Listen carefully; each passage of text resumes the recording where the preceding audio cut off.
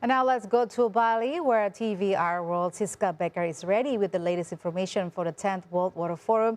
Siska, go ahead with your report.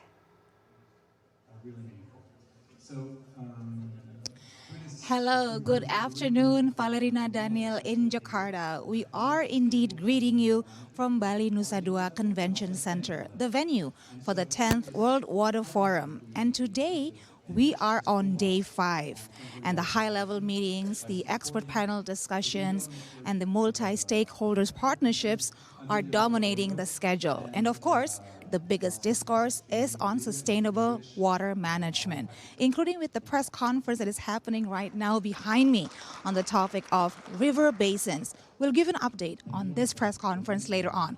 But for now, talking about sustainable water management, Indonesian Minister of Home Affairs Tito Karnavian today at the forum has proposed to technical ministries that regional government should be given incentives of the value of 10 billion rupiah if they are deemed successful in water management. And that includes ensuring equal access to clean water. Let's hear more of what Minister Tito have said on the matter.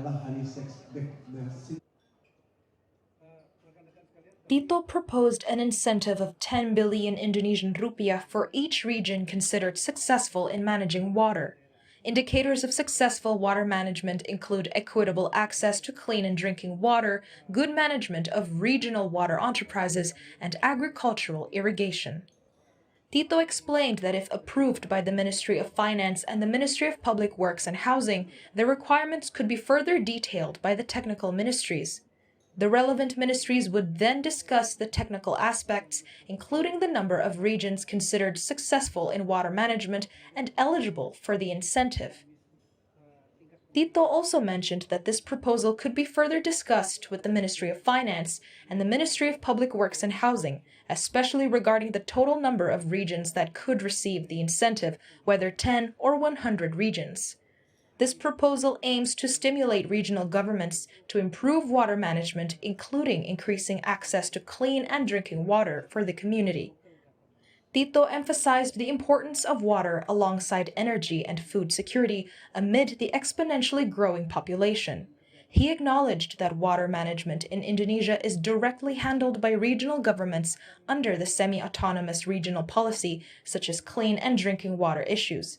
However, he believes that fostering a competitive climate among regions to excel in water management is a viable solution. Currently, the water management incentive proposal is similar to an existing program, namely fiscal incentives for regional governments that successfully control inflation. The fiscal incentive for managing inflation amounts to 10 billion Indonesian rupiah and is awarded to 33 regional governments, including regencies or cities, and provinces. Another public figure that have made an appearance today at the 10th World Water Forum is Minister for Agrarian and Spatial Planning and also head of the National Land Agency, Agus Harimurti Yudhoyono. And he suggested that the formation of a specific agency for water management in Indonesia will certainly play a significant role in integrating and synchronizing water management issues in Indonesia. Here's what Agus Harimurti Yudhoyono, or AHY, said when he was asked about his opinion on how to improve water management in Indonesia. In his speech at the Forum for Local and Regional Governments of the 10th World Water Forum, AHY presented an idea and perspective that can be further explored regarding the importance of integrating and synchronizing all water management affairs from the central level down to the lowest level. AHY hopes for the establishment of an agency specifically dedicated to handling water issues. AHY stated that this is not a fresh concept, as several countries have already established such institutions with the authority, power, and capacity to manage water comprehensively. Therefore, a specialized water agency is not merely adding a new layer of bureaucracy.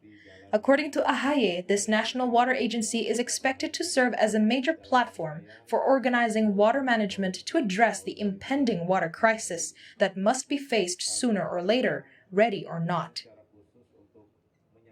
He emphasized that to implement the principal tasks of water management, fair accessibility, and sustainability, he proposed the idea that the central government should form an agency with the authority and capacity to integrate and synchronize all policies, strategies, and real actions related to water management. These three principles must also be implemented by governments at all levels simultaneously and with proper balance, as this is the best way to achieve water prosperity for all.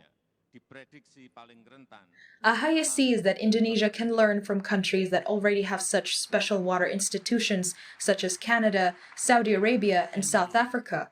The National Water Agency aims to address and anticipate the impacts related to the water crisis. However, this special water agency is still just a proposal presented at an international forum, which is an academic forum for learning from various countries, and he does not have the authority regarding this matter.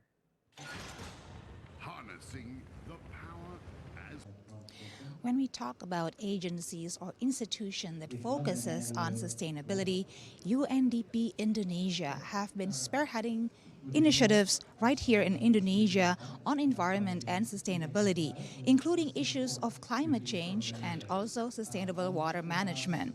In fact, a current partnership is right now taking place. It's just started, and it centers around Citarum River, the biggest and the longest river in West Java. But unfortunately, it is also one of the most polluted waterways in Indonesia. Now, to know more about this current project, I had a candid conversation with UNDP Global Water Senior Technical Advisor, Dr. Mary Matthews. This is the interview. UNDP is often called on, and this is from a global perspective again, to come in and help where help is very clearly needed, and we like to be responsive to that. In this case, we've created a self-assessment guide for the industries to be able to look at what they are putting into the river system and into the water and into the groundwater, so they're able to assess that and then take steps to mitigate those negative impacts, and also to have a positive benefit of capturing the water or the chemicals and what is waste, and bring it back and reuse that where they can. Well, this is the first step. All right. But the idea would be to work with process engineers. Once you figure out where the problem is, to work with the process engineers, and then be able, after you've worked with the process engineers, to take the steps to mitigate those negative impacts.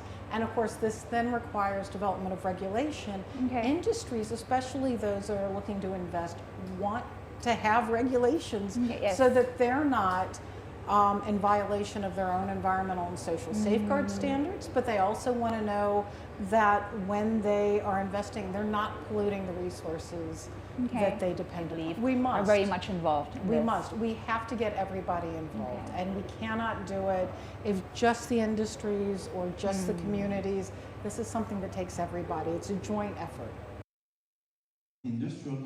Now, Valerina, I must tell you that explanation about the project from UNDP Indonesia on Citarum River, explained by Dr. Mary Matthews, is actually just a small part of our whole interview. We'll show the whole interview very soon in our special dialogue program. It's a must-watch and it's eye-opening, to say the least. But Valerina, that is not the only insightful interview that I had today. I also spoke with Finland's Minister for Foreign Trade and Development, His Excellency Ville Tavio, who is attending the 10th World Water Forum here to strengthen the progress on international water issues, especially between Indonesia and Finland. Now, here is an excerpt of my conversation with Minister Tavio on Finland's objectives and missions right here on the 10th World Water Forum. Regarding to carbon? We very much enjoyed the public dialogue here about water issues, and water is one of the social development goals decided in the United Nations, and Finland is very committed to water diplomacy and water management, improving the level of water everywhere in the world. Finland is actually a world leader, by the Environment Index, Finland is #1 in both in water sanitation, Okay. drinking water, and in water management, wastewater management. All right. So we have a lot to kind of know how to share, I think, with the world. So we're happy to be part of this international dialogue. Also, I got the chance to meet the many government representatives here and my colleague ministers of Indonesia. So we got to discuss wide variety of topics. So it's been very interesting. Well, in the water sector, it's mostly about building and investing into different solutions, and of course in the waste management facilities. They are of course big investments, but we are also, Finland is also very popular in the whole circular economy sector. So now that you mentioned waste management in overall is something that Finland is also pretty known for. Only 2% of our waste goes to landfills. So also recycling of bottles, for example, is in Finland the highest level. There is no plastic pollution or plastic that goes to Finland to waters at all, really, and that's because we developed such a big system. We recycle the bottles, but it's also the whole waste management facilities that you need to separate all the waste efficiently. Okay. Well, first of all, of course, like I told you, we want to join the discussion and share our views and practices.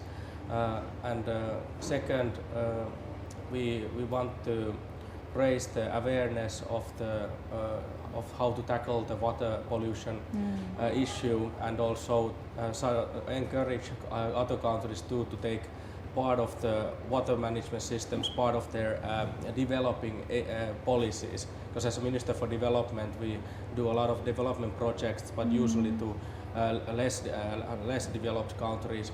And then, of course, water management is one of those key issues there. But also on the business levels, of course, we are making new connections here and kind of matching different people together, so that the Finnish companies could also work with their Indonesian counterparts and so on. So this matchmaking is very important in the international business, of course. All right, well, we discussed many different sectors. Forestry is a big sector in Finland and also in Indonesia.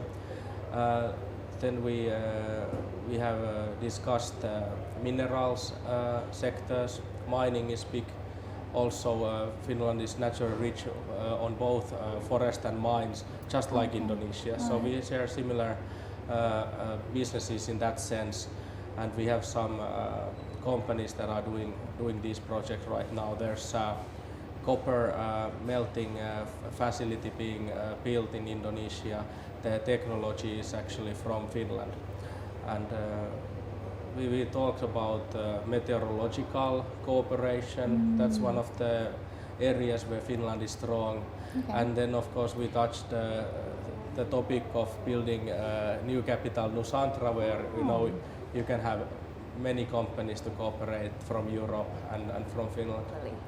Well, I mean, of course, the forum itself, we made joint declaration of countries to improve the level of water diplomacy and spreading the know-how of good water management technologies and everything we can do, and specifically in UN context. I think it's very important. For Finland and Indonesia, we do have some follow-ups that we discussed here, but I think in general it's more like when you build up your water facilities, for example, then Finnish companies can participate. But we are an official knowledge partner to the Nusantra building, so that's one of the areas that I think we will be focusing on.